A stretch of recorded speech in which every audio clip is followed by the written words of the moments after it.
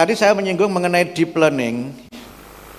Nah, nanti dengan kebijakan deep learning ini, PR itu boleh. Jadi kalau ada yang mengatakan nggak boleh PR, ya nggak apa-apa, beda pendapat. Tetapi PR-nya nanti itu tidak mengerjakan soal. PR-nya bisa nanti tugas membaca buku atau menulis. Itu yang nanti menjadi bagian dari pendekatan meningkatkan literasi. Sehingga dengan membaca buku itu, kita memang harus menyediakan lebih banyak lagi bacaan. Nanti murid ditugaskan untuk menuliskan kembali, bisa dua kemungkinan. Yang pertama membuat resume dari apa yang dia baca. Yang kedua menuliskan kembali isi dari bacaan itu dalam bahasa dia sendiri. Atau yang kedua, mereka misalnya hari libur, hari Sabtu, hari Ahad libur, mungkin pergi ke rumah nenek. Ini neneknya masih muda,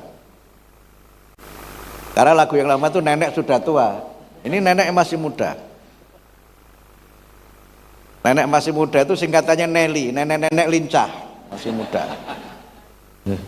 Nah, dia diminta menceritakan bagaimana pengalaman ke rumah nenek. Problem kita kan anak-anak kita ini kurang ruang untuk mengekspresikan apa yang dia alami. Sehingga kegiatan literasi seperti ini menurut saya penting. Karena apa? Kita harus mulai memperkuat tradisi lisan dengan tradisi tulisan. Memperkuat tradisi dengar dengan tradisi baca. Kenapa saya katakan memperkuat? Tradisi lisan itu bagus.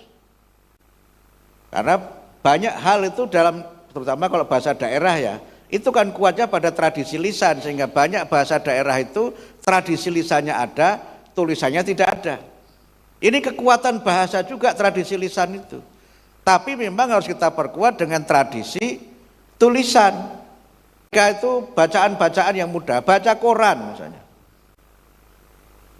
Itu kan juga tradisi yang harus kita bangun, sehingga nanti tidak harus semuanya dari buku-buku badan bahasa, bisa juga kan mereka itu kita minta membaca koran, tapi kemudian memberikan catatan dari yang dia baca itu. Itu nanti deep learningnya salah satunya itu, Bu. Karena itu maka reading habit, kebiasaan membaca, kita tanamkan dari situ.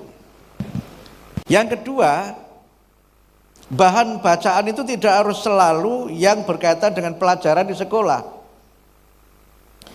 Yang punya pengaruh besar dalam mendorong kita dan anak-anak kita untuk mampu berbahasa dan berimajinasi yang tinggi adalah karya fiksi. Cerpen, novel, itu menarik dan kita masih kekurangan karya-karya sastra yang seperti itu. Dan tidak harus selalu yang berat-berat. Ya mohon maaf, kan kadang-kadang yang kita berikan di sekolah itu, nggak tahu sekarang ya, itu kan masih bacaan buku tahun 20-an, tahun 30-an. Ya memang sebagian masih relevan sih, misalnya di bawah lindungan Ka'bah, itu kan masih relevan. Atau misalnya robohnya surau kami, gitu kan. Atau aku, atau misalnya ini apa namanya, tenggelamnya kapal Van der Wijk, itu oke-oke saja lah gitu. Tetapi kemudian karya itu kita kenalkan sebagai apa? Sebagai bagian dari kita mengenalkan kepada mereka corak karya sastra zaman baru. Dulu kan disebutnya itu kan zaman baru kan gitu.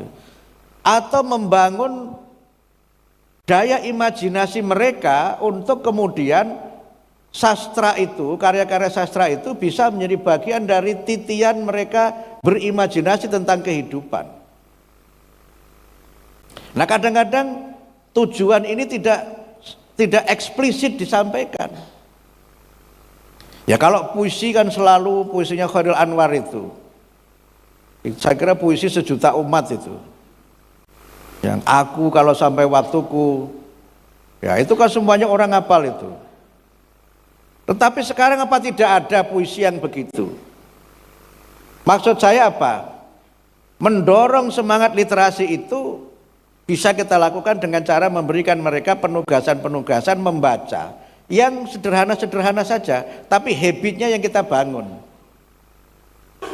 Nah, bagus kalau kemudian memang kita memberikan kesempatan anak-anak kita ini untuk menulis, dan apapun yang mereka tulis itu.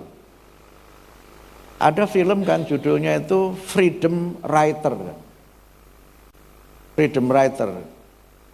Film itu menjelaskan bagaimana anak-anak yang bermasalah secara psikologis, ya, student at risk itu, sukanya berantem dan sebagainya itu berubah karakternya karena diberi kesempatan oleh gurunya untuk menulis apapun yang mereka rasakan sebagai pribadi.